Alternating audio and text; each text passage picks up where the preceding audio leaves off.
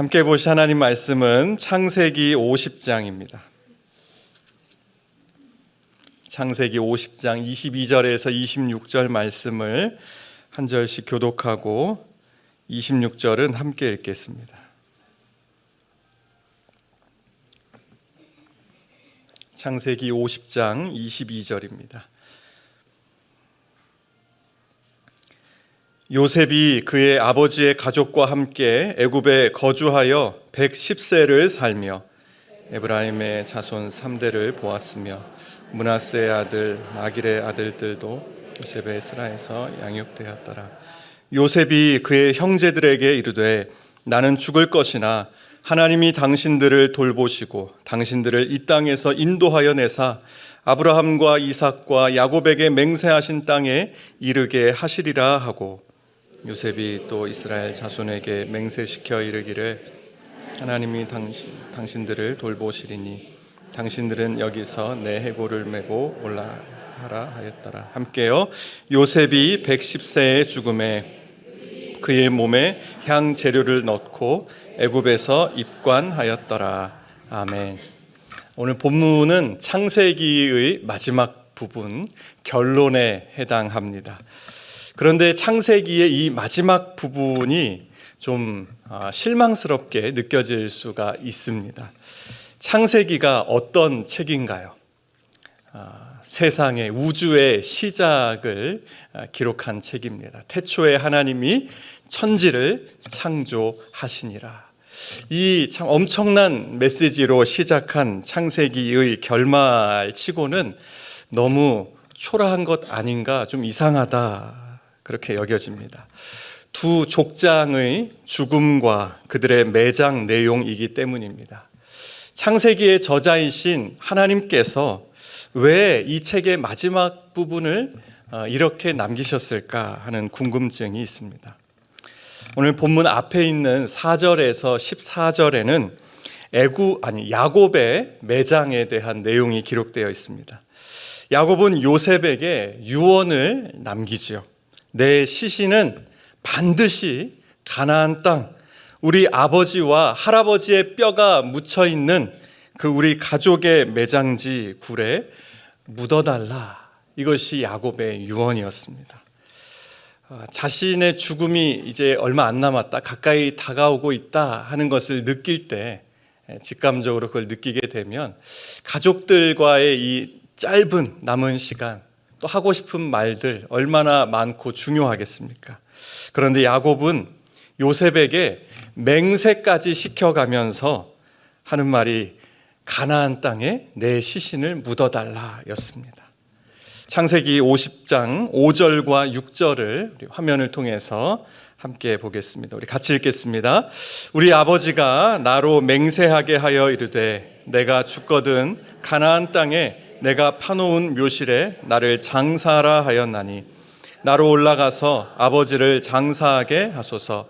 내가 다시 오리이다 하라 하였더니 아로가 이르되 그가 내게 시킨 맹세대로 올라가서 내 아버지를 장사하라. 5절은 요셉이 바로에게 하는 이야기입니다. 자신은 아버지를 반드시 가나안 땅에 매장하고 와야 한다는 이야기입니다. 요셉은 맹세라는 단어를 말하면서 야곱이 한 유언이 얼마나 무거운 것인지 바로에게 이야기했습니다. 그래서 결국 요셉은 형제들을 다 데리고 얼마간 애굽을 떠나서 가나안 땅에 다녀왔습니다. 그리고 아브라함이 사서 가문의 매장지로 삼은 막벨라 굴까지 가서 그곳에 아버지 야곱의 시신을 매장하고 돌아왔지요. 애굽에서 가나안 세겜, 막벨라 굴이 있는 가나안 세겜까지, 그것도 시신을 가지고 그 행렬이 간다는 것은 당시로서는 수개월이 걸리는 무척 수고스럽고 어려운 일이었습니다. 이것은 후손들에게 무리가 되는 일입니다. 그런데 야곱은 왜 그것을 요셉과 자녀들에게 유언으로 남겼을까요? 그저 고향 땅 선산에 묻히고 싶다, 그런 마음이었기 때문일까요? 애굽은 당시에 장래 문화가 굉장히 앞서 있던 나라였습니다. 세계 최고 수준이었습니다. 그들은 죽은 자를 위해 거대한 피라미드를 쌓았던 그런 나라였습니다. 야곱이 누구입니까? 이 애굽의 2인자 총리 요셉의 아버지 아닌가요? 가장 화려한 장례식을 치를 수 있었지요. 그런데 야곱은 애굽에서의 그런 화려한 장례에는 관심이 없었습니다. 자신은 죽어서라도 반드시 고향 땅에 묻혀야 한다. 그 선산, 우리 아버지와 할아버지가 묻혀 있는 그 막벨라 굴에 나도 묻혀야 한다라고 주장합니다. 왜일까요? 그것이 야곱이 평생을 통해 알게 된 하나님께서 자신에게 주신 약속이고 사명이었기 때문입니다. 야곱은 마음에 품고 있는, 그리고 자신의 생애 전체를 관통하는 하나의 목표가 있었습니다. 그것은 바로 가나안 땅, 그리고 그 땅에서 살아갈 하나님의 백성들, 그리고 그 백성들이 하나님을 섬기며 또 하나님의 꿈을 꾸며 살아가는 그 모습, 그것이 야곱이 품고 있었던 꿈이었습니다. 바로 하나님 나라입니다. 그래서 야곱은 자신의 생의 마지막에 할 일이 무엇인지를 생각했고, 그것은 바로 자신의 이 마지막 시신을 매장하는 일을 통해서라도 이루어야 할 비전, 사명이었습니다. 후손들에게 자신의 시신을 들고 가서 믿음의 선조들의 무덤을 보고 오게 하는 것이었습니다. 그는 자신의 장례 절차를 통해 후손들에게 우리 가문을 향한 하나님의 뜻을 가르쳐주고 싶었습니다. 그래서 할아버지인 아브라함이 무려 430년 전에 사놓았던 그 막벨라 굴, 그곳을 방문하도록, 다녀오도록 했던 것입니다. 자신의 시체를 매장하는 과정을 통해 후손들에게 우리가 돌아가야 할 곳이 있다는 것을 알려주고 싶었지요. 후손들아, 우리가 이 애굽에서 영원토록 살 사람들이 아니다. 애굽은 잠시 머물다가 떠날 거처이다. 언젠가 우리는 이 애굽 땅을 반드시 떠나가야 한다. 우리의 본향은 저 가나안 땅이고 아브라함과 이삭과 야곱의 시체가 있는 바로 이 땅으로 너희가 돌아와야 한다. 야곱이 그 마지막까지도 후손들에게 남겨주고 싶었던, 자신의 생명을 바쳐 외친 설교였습니다. 창세기 50장 중간에는 요셉과 형제들이 나누는 대화가 있고요. 그 다음에 갑작스럽게 요셉의 죽음이 등장합니다. 요셉이 젊어서 많이 고생해서인지 당시로서는 이른 나이인 110세의 죽음을 맞이하게 됩니다. 창세기에 보면 아직 형들의 죽음은 나와 있지 않습니다. 11번째 동생이 아직 형들도 살아있는데 먼저 죽게 된 것이죠. 그런 요셉이 이런 유언을 남기죠. 24절과 25절을 다시 보겠습니다. 요셉이 그의 형제들에게 이르되 나는 죽을 것이나 하나님이 당신들을 돌보시고 당신들을 이 땅에서 인도하여 내사 아브라함과 이삭과 야곱에게 맹세하신 땅에 이르게 하시리라 하고, 요셉이 또 이스라엘 자손에게 맹세시켜 이르기를 하나님이 반드시 당신들을 돌보시리니 당신들은 여기서 내 해골을 메고 올라가겠다 하라 하였더라. 아멘. 자, 야곱의 그 시신 매장 내용에서 나왔던 맹세라는 단어가 여기도 등장합니다. 여기는 2번이나 나오고 있습니다. 마치 창세기 50장이 이 맹세라는 단어로 둘러싸여 있는 것 같습니다. 요셉이 후손들에게 남긴 유언의 내용 3가지입니다. 첫째는 나는 이제 죽는다. 두 번째는 그러나 하나님께서 반드시 너희를 돌보시고 너희를 이곳 애굽에서 끌어내어 약속의 땅 가나안으로 인도하실 것이다. 세 번째는 그때 너희는 내 해골을 메고 올라가라.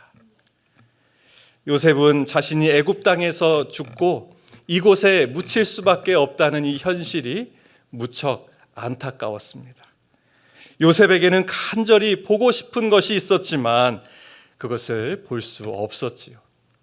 자신의 110년의 삶을 통해 그 긴 기다림의 결과를 보지 못했습니다. 요셉은 모든 것을 가진 사람이었습니다. 일인지하 만인지상을 누린 사람이었습니다. 하지만 죽어가는 시점에서 그에게는 너무나 아쉬운 것이 있었지요. 아마 쉽게 요셉이 눈을 감지 못했을 것 같습니다. 평생 자신이 바라던 그 간절한 소원이 이루어지지 않았기 때문입니다. 그 소원은 하나님께서 자신의 백성에게 주셨던 약속을 성취하시는 것이었습니다. 하나님이 요셉에게 주셨던, 이스라엘 백성들에게 주셨던 약속, 애굽에서 가나안으로 인도해 주시겠다는, 돌아가게 하신다는 그 약속입니다. 요셉은 자신의 생명이 끝나는 순간에 이 약속이 성취되지 않아서 생전에 그 모습을 보지 못해서 무척 아쉬웠습니다. 그런데 여러분, 이런 아쉬움, 내 생애의 간절한 소원이 이루어지지 않는 이런 아쉬움은 성경 속 이야기만은 아닙니다. 하나님의 일을 위해서 살았던 믿음의 사람들 가운데는 자신이 그 완성을, 열매를, 결과를 보지 못하고 떠난 사람들이 참 많이 있습니다. 근대 선교의 아버지라고 불리는 윌리엄 캐리의 이야기입니다. 그는 영국에서 평범한 구두 수선공으로 살아가고 있었습니다. 그러던 어느 날 하나님께서 그를 선교사로 부르셨습니다. 그래서 인도로 갔습니다. 인도에 들어서며 윌리엄 캐리가 결심했던 것이 하나 있습니다. 이 땅의 사람들이 자기 언어로 성경을 보게 하겠다. 그래서 그는 평생을 바쳐 성경을 번역했습니다. 수년 동안 언어를 배우고 단어를 만들고 문장을 다듬어가며 성경 번역을 이어갔습니다. 그 세월이 수십 년이 흘렀습니다. 많은 작업을 이제 이루어 놓았습니다. 그러던 어느 날 그 성경 번역을 하는 인쇄소에서 큰 화재가 발생했습니다. 그동안 번역해 놓은 자료들, 그가 모아놓은 귀중한 책들, 그리고 귀한 그 원고들, 모든 그 재료들이 한순간에 불로 다 사라져 버렸습니다. 평생 그가 이루어 놓았던 사역이 한순간에 날아가 버렸습니다. 주변 사람들이 안타까워하며 그를 위로하며 이렇게 말했습니다. 많이 수고하셨으니까 이제는 그만 포기하셔도 괜찮습니다. 그렇게 위로했습니다. 하지만 그때마다 윌리엄 캐리는 이렇게 말했습니다. 하나님께서 나에게 맡기신 일은 아직 끝나지 않았습니다. 그리고 그는 다시 처음부터 성경 번역 작업을 시작했습니다. 이전보다 더 수준 높은 성경 번역을 해 나가기 시작했습니다. 그러나 그의 생애 동안은 성경 번역을 완성하지 못했지요. 하지만 그의 수고는 헛되지 않았습니다. 그가 시작한 성경 번역의 길은 그 다음 세대 선교사들에 의해 완성이 되었고, 인도의 수많은 사람들이 자기 언어로 하나님의 말씀을 읽게 되었습니다. 또 한 사람의 이야기가 있습니다. 아도니람 저드슨 선교사님의 이야기입니다. 저드슨 선교사님은 미얀마에 선교사로 가셨습니다. 복음을 전하기 시작했습니다. 사람들이 외면하고 많은 어려움이 있었지만 남다른 열정으로 6년 동안 매일마다 사람들을 만나고 복음을 전했습니다. 그러나 그 6년 사역의 결과는 한 사람의 회심자도 나타나지 않았다는 것입니다. 얼마나 지치고 낙심이 되었겠습니까? 그럼에도 그는 포기하지 않았습니다. 아도니람 저드슨 선교사님 역시 자신의 평생을 바쳐 미얀마어 성경을 번역하겠다 하는 꿈을 가졌습니다. 그 과정은 너무나도 고통스러웠습니다. 중간에 사랑하는 가족을 잃기도 했고 또 감옥에 갇히기도 했습니다. 죽을 고비를 여러 번 넘겼습니다. 하지만 하나님의 말씀 성경을 그 땅에 남기겠다는 그 꿈과 사명을 내려놓지 않았습니다. 그리고 마침내 그는 미얀마어 성경 번역을 완성했습니다. 그러나 성경 번역은 끝냈지만 그가 살아있는 동안 미얀마 땅에 교회가 세워지고 부흥하는 모습은 보지 못했습니다. 그러나 놀라운 것은 그 다음입니다. 그가 죽을 당시에는 미얀마 땅에 신자가 거의 없었습니다. 하지만 그가 번역해 놓은 성경을 통해 그가 떠난 후에 이후 세대에서 미얀마에 교회가 세워지고 수많은 사람들이 예수님께 돌아오게 됩니다. 아도니람 저드슨의 생애와 그가 번역해 놓은 성경은 지금도 미얀마 교회의 기초가 되었다고 합니다. 윌리엄 캐리, 아도니람 저드슨, 이 두 사람의 공통점이 무엇인가요? 자신이 그 약속의 완성을 보지 못했다는 것입니다. 그러나 하나님은 그 약속을 반드시 이루셨습니다. 그것이 더 중요합니다. 오늘 요셉도 마찬가지입니다. 요셉은 말합니다. 나는 못 본다. 나는 살아서 가나안 땅에 들어가지 못한다. 그러나 하나님은 반드시 이루신다. 그래서 그가 말합니다. 그날이 오면 내 해골을 메고 올라가라. 요셉은 자신의 마지막 시간을 탄식으로만 끝내지 않았습니다. 그는 유언을 이어가며 하나님의 약속을 다시 한번 후손들에게 확인시키고 하나님의 약속을 이루실 그날에 자신을 위해 해줄 것이 있음을 후손들에게 소원으로 남겼습니다. 이 창세기 전체를 쭉 읽다가 마지막 구절에 와서 당황하는 사람들이 있을 수 있습니다. 26절에 보면 요셉이 110세의 죽음에 그들이 그의 몸에 향 재료를 넣고 애굽에서 입관하였더라. 이렇게 끝내는 법은 없습니다.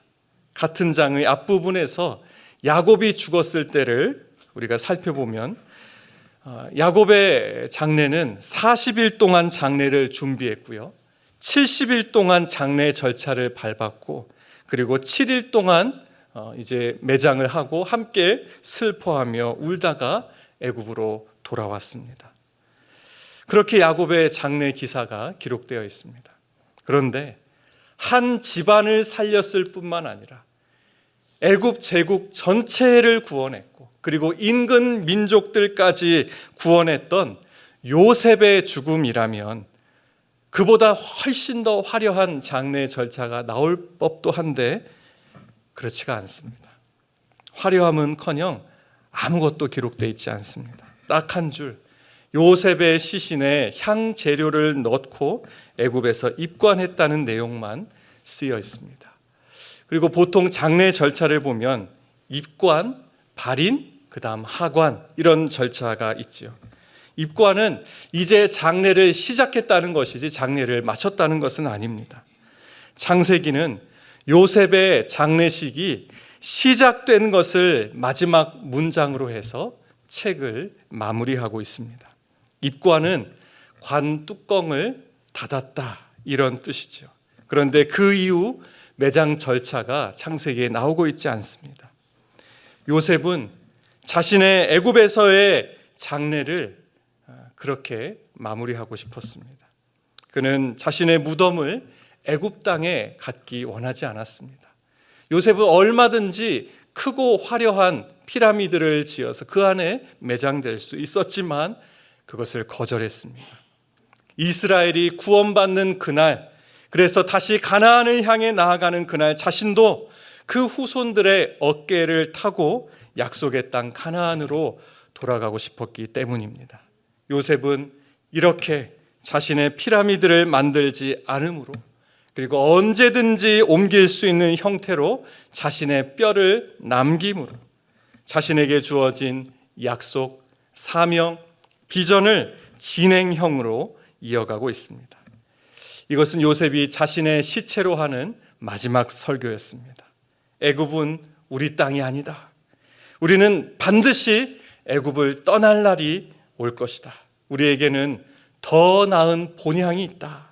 절대로 애굽의 풍요에 취하지 말아라. 절대 애굽에 정들지 말아라. 내 뼈와 해골을 기억해라. 나는 눈 없는 눈으로 너희를 보고 있을 것이다. 제발 그날 내 뼈를 챙겨라. 그 영원한 성도의 본향에 들어가는 날 비록 죽은 뼈일지라도 너희와 함께 그 땅에 들어갈 수 있게 해주렴. 이것이 요셉의 유언이자 설교였습니다. 자, 이 요셉의 유언은 어떻게 되었을까요? 성경은 그것이 온전히 성취되었음을 우리에게 알려주고 있습니다. 물론 생각보다 훨씬 더 오래 걸렸습니다.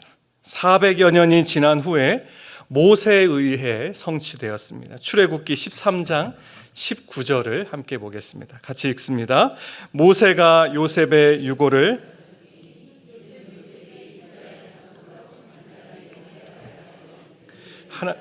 반드시 너희를 찾아오시리니 너희는 내 유고를 여기서 가지고 나가라 하였음이더라. 아멘. 모세는 레위 지파입니다.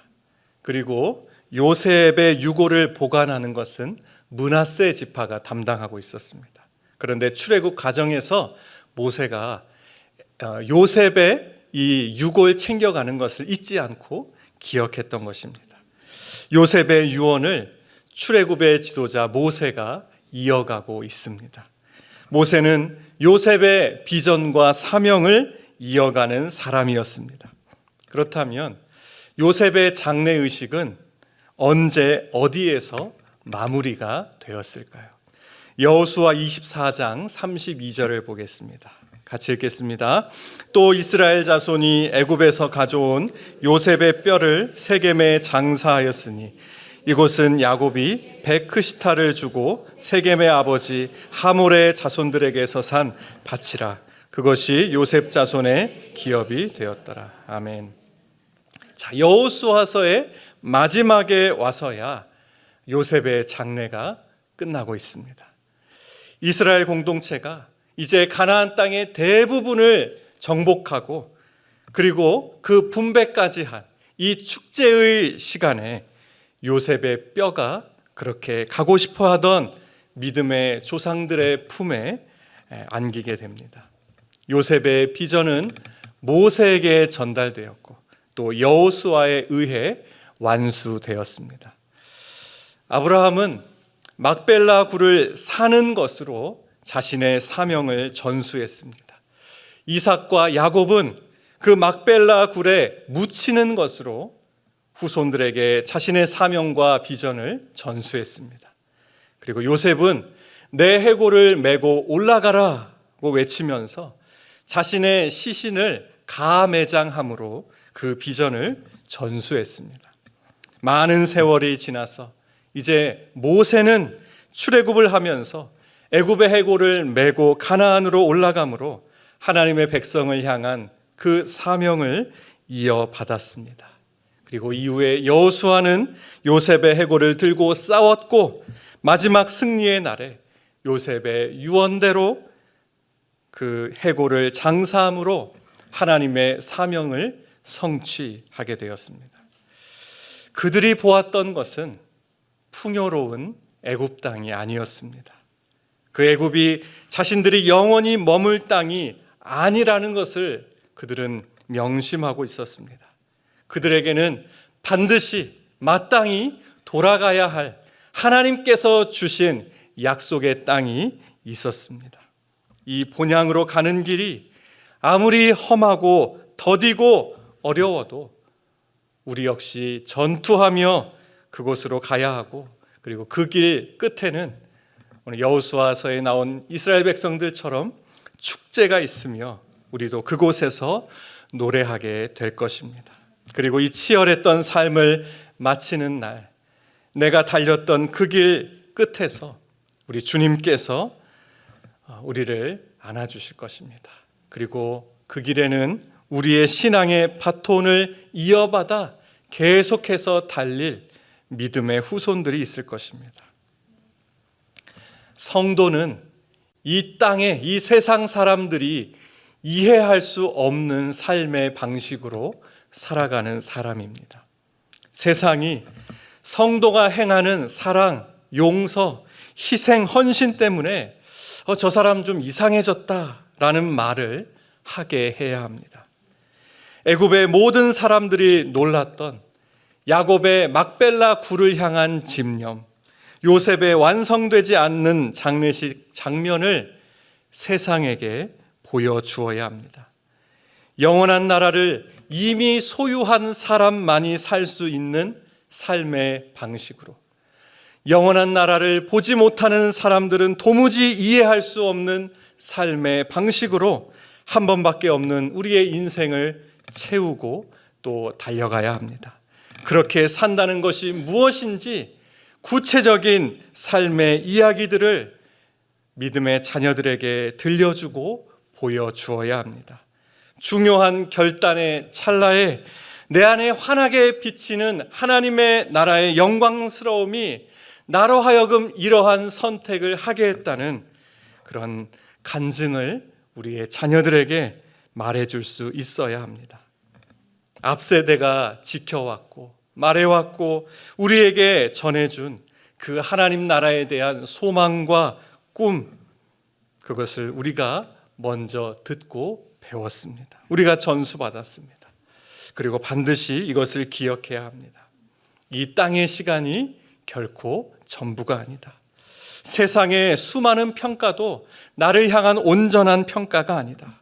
그것은 우리가 들어야 할 말들이 아니다. 우리는 세상의 기준과는 다른 기준에 따라 살아가는 사람들이다 라고 말입니다.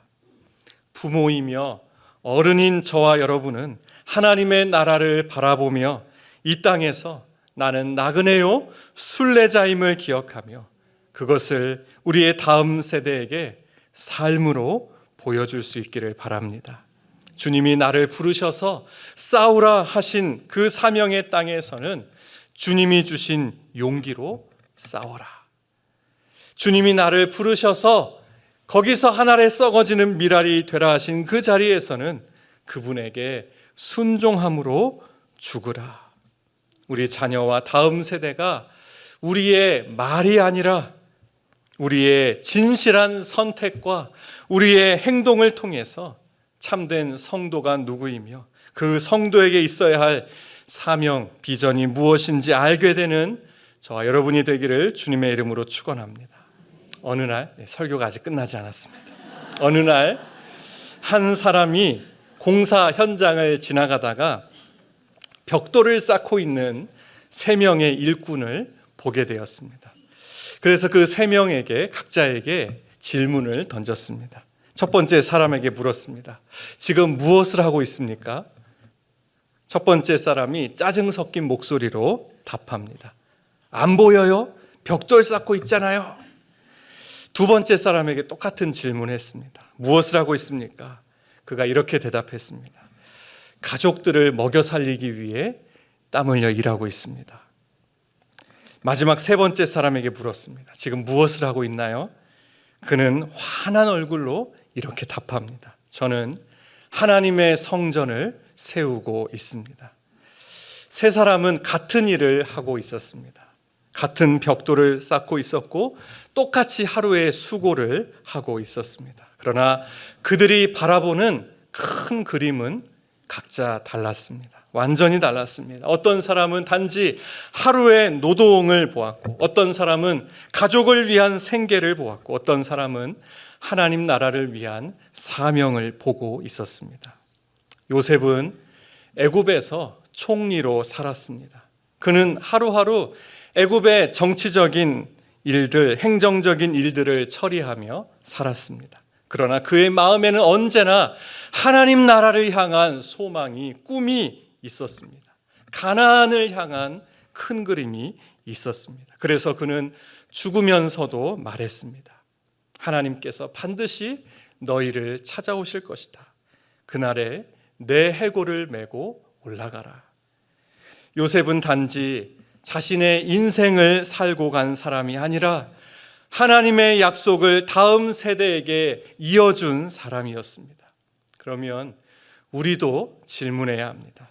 나는 지금 무엇을 하고 있는가?